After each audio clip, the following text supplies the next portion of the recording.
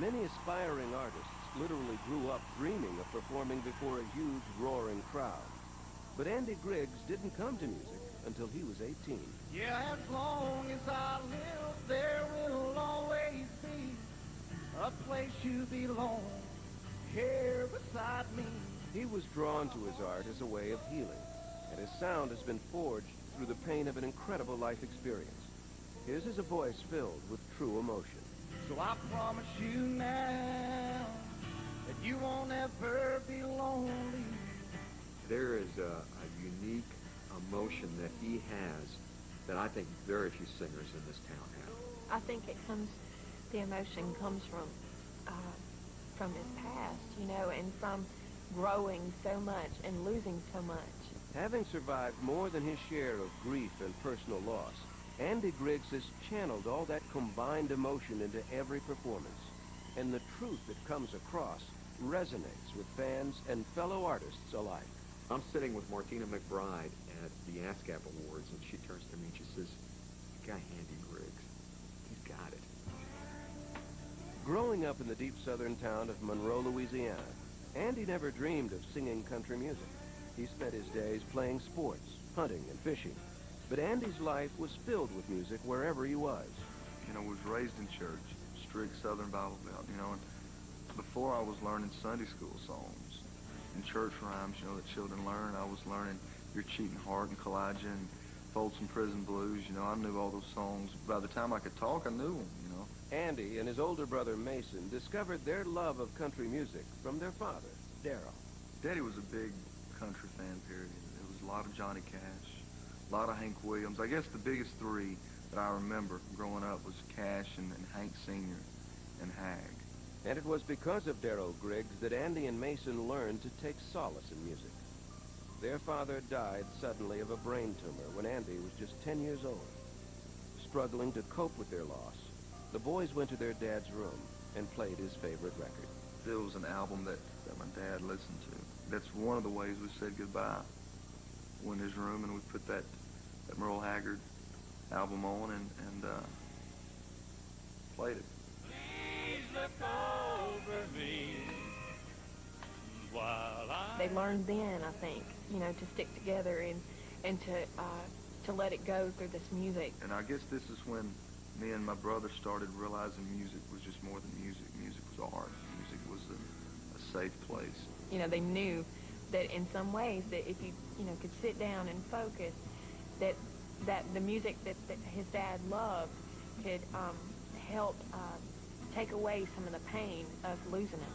Though the brothers had always been close, the death bound Andy and Mason together as never before. The boys clung to one another, using each other to fill the void their father's death created.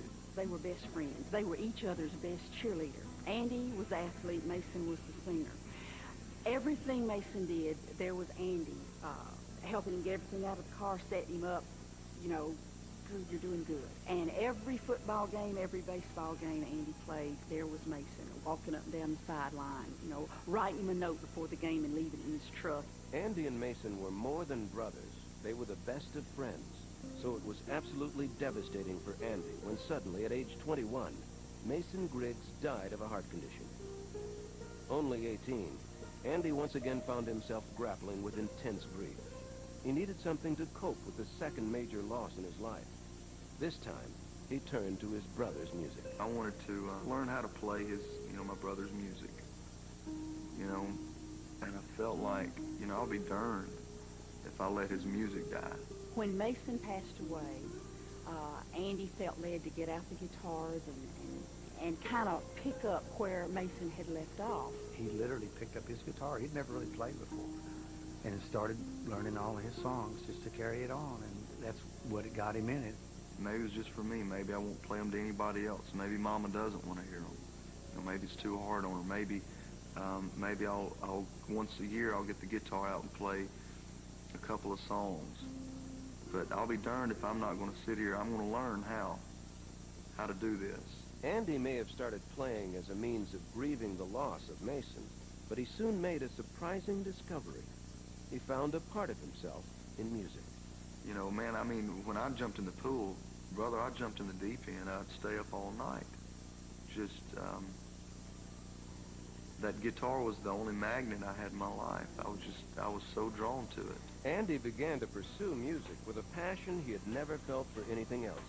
He soon found himself playing with Mason's old country gospel group, God's Country. Next thing you know, he's playing with some of his brother's musicians, same guys, and he's starting to play those church things and going out and performing. Andy began slowly working through his grief on stage. Audiences could feel the passion he put into the music. With each new performance, Andy's natural gifts flourished, and the young man transformed into a soulful singer. Eventually, Andy wound up performing with the gospel group, the Sullivans.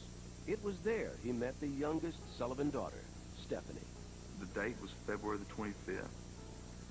And I walk in and I'm meeting them, you know, and there she is, and she was playing piano. It was really one of those moments where we both just kind of stopped. We'd never seen each other before, ever.